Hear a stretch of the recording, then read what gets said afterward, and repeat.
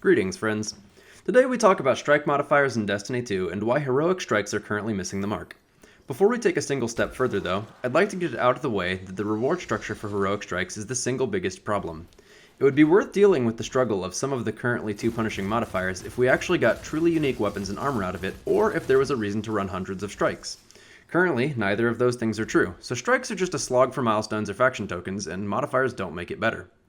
Let's discuss the 3 worst modifiers, and watch out for number 3, because it might surprise you. First and foremost, Grounded. Grounded is the most anti-Destiny modifier ever. Double jumps are the only ability our Guardian has that always distinguishes them from just some normal dude. Your grenade might not be up, your melee might not be up, your super and your class ability might not be up, but you can always double jump. Double jumping is also a major part of what distinguishes Titans, Warlocks, and Hunters from one another. I would venture to say it is the singular factor that makes playing them feel different on a moment-to-moment basis. This all said, let's get to the point. The Grounded modifier gives you greatly increased damage when in midair.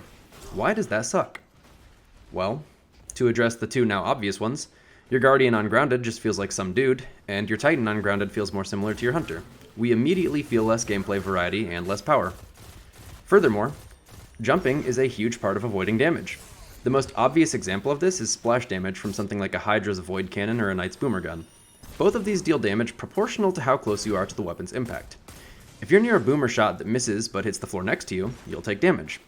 One of the easiest ways to avoid most of the splash damage is to be up in the air, because there are no floors or walls for the weapons to hit near you, so it's a direct hit or nothing. Think about the last time you noticed that you were in fire from a Taken Knight or an Incendiary or even Valcour. It's a very natural response to jump to get out of that damage, because it helps keep you alive.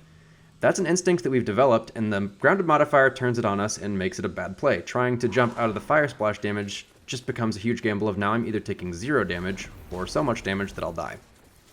In short form, Grounded takes a fun aspect of Destiny, our vertical movement, and punishes us for using it.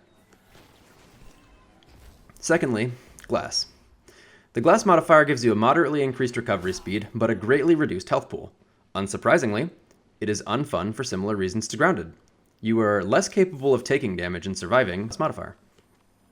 Glass as a modifier is a really silly mistake as far as I'm concerned. If you ever hear the word glass when you're talking about character attributes in a game, 99% of the time, you're also hearing another word: cannon. A glass cannon has attributes of low health and high damage. It's easy to die as a glass cannon, but it's also easier to get kills.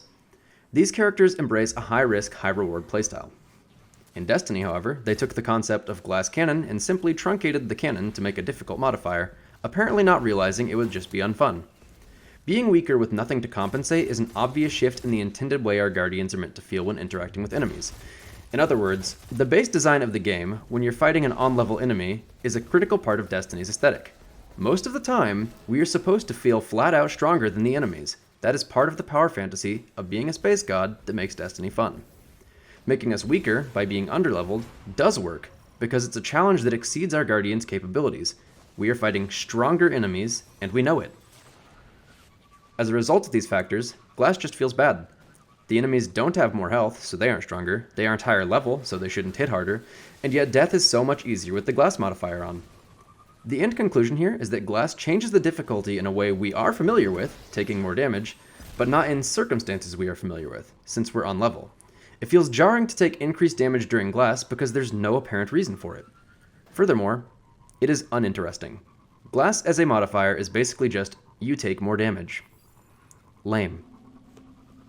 Finally, the third modifier nobody's talking about, Iron. Iron is quite possibly the lamest modifier of all, if not the worst. Iron gives enemies much more health and makes it impossible to stagger them. This modifier makes every enemy feel tankier, which should immediately raise a red flag to anyone who understands why the 2 primary system isn't fun. Just to be clear, 2 primaries isn't fun because the high impact moments snipers, shotguns, and the like afforded us are gone in favor of slowly chipping away health of enemies. I think it's pretty well established at this point that we generally do not like the 2 primary weapon system, so I really don't understand why a modifier that exacerbates that problem would ever seem like a good idea. Additionally, Iron makes enemies unstaggerable. That's a problem because, just like how Glass takes an intentional and good design element and thwarts it by changing one aspect that doesn't seem to make sense, as in, Glass makes us weaker against enemies that aren't stronger, Iron makes our guns feel like they have no impact. Impact is a stat on weapons. there are even perks like high caliber rounds and high impact reserves to increase it, for the express purpose of helping create the virtual reality of our guns feeling powerful. When you hit an enemy in the face with a hand cannon and it leaves them reeling, it helps your gun to feel like there truly is impact behind each shot. Iron removes that from our weapons aesthetics for the singular goal of make it harder. I will say that bosses with iron on are a bit more appealing to me because they're harder to just immediately beat to death with power ammo and the tiniest bit of coordination.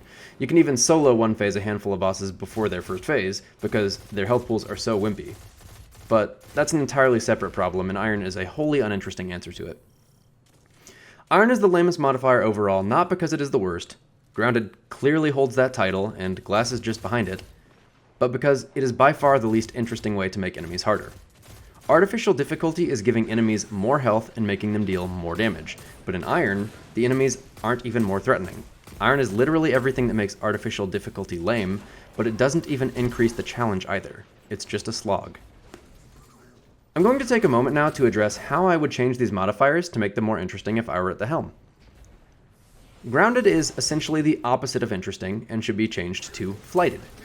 If you combine the opposite of grounded with airborne and low gravity, all of which have a precedent in the game already, you'll get a mode where being on the ground gives you increased damage, being in midair increases your outgoing damage, and staying in midair is easier thanks to low gravity. Playing as you always do, on the ground to maintain accuracy, would be less efficient, and you'd have a genuinely different ideal strategy for the new grounded modifier, flighted, whatever you want to call it. Staying in midair. Glass should be turned to glass cannon.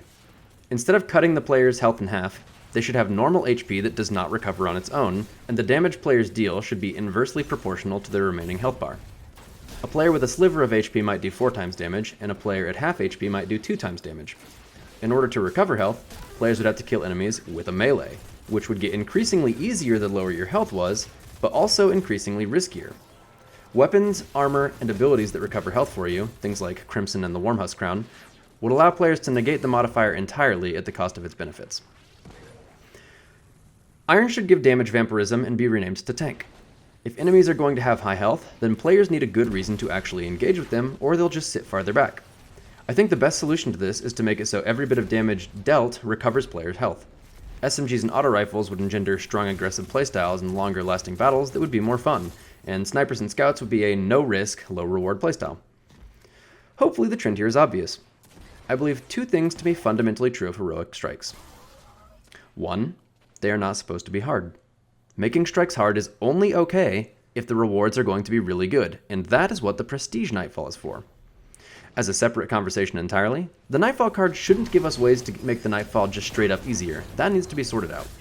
But back to the current discussion, even if heroic strike rewards are improved, and they need to be, players should have the most fun playing the game in strikes. Strikes are not monotonous in their environments, aesthetics, or mechanics, so this is where fun is supposed to happen. It's already well designed for it. Trying to make heroic strikes difficult just fails to capitalize on why they even exist in the first place. I really don't know how Nightfalls and heroic strikes got mixed up in this way. It seems pretty obvious from an outside perspective. And 2, modifiers are supposed to fundamentally change the way you play. My suggested changes to the above modifiers would create new dominant playstyles: mid-air fighting, high risk, high reward, and aggressive tanking respectively. That is what modifiers should do.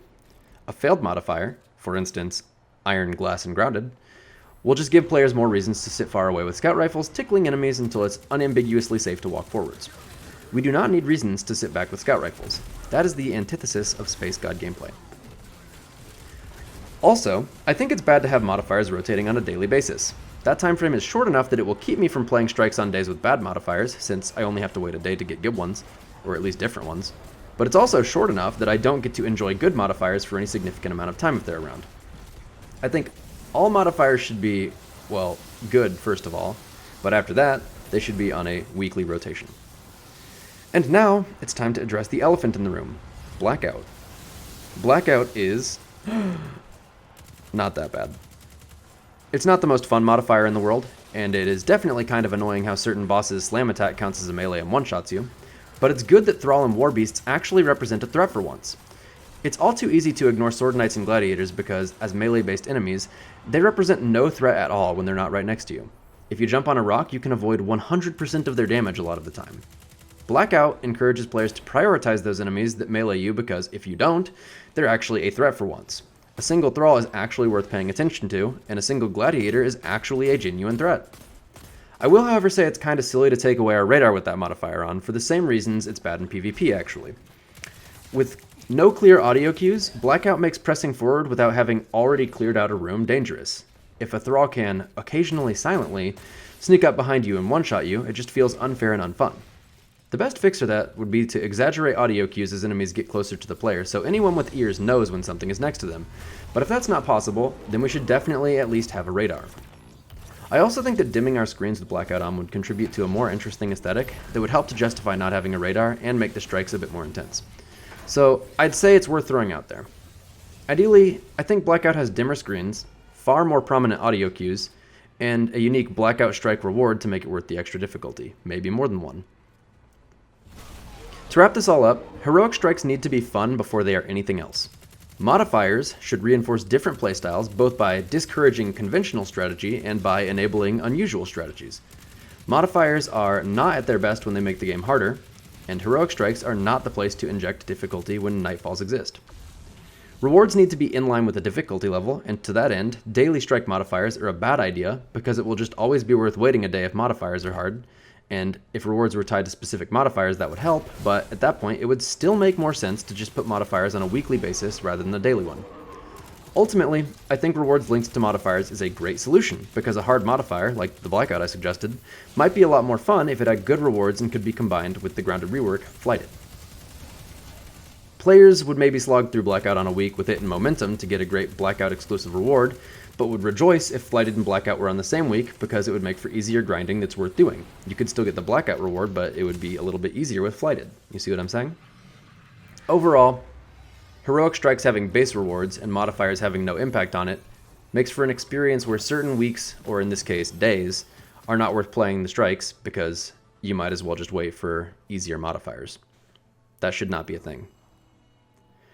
Heroic strikes should be worth grinding for rewards. Modifier combos should help to diversify the gaming experience and create unique gameplay moments, and the current system is focused far too much on making a difficult experience rather than a fun one. Punishment without reward is not a cool setup. Thanks for watching, horse emoji. Follow my Twitch.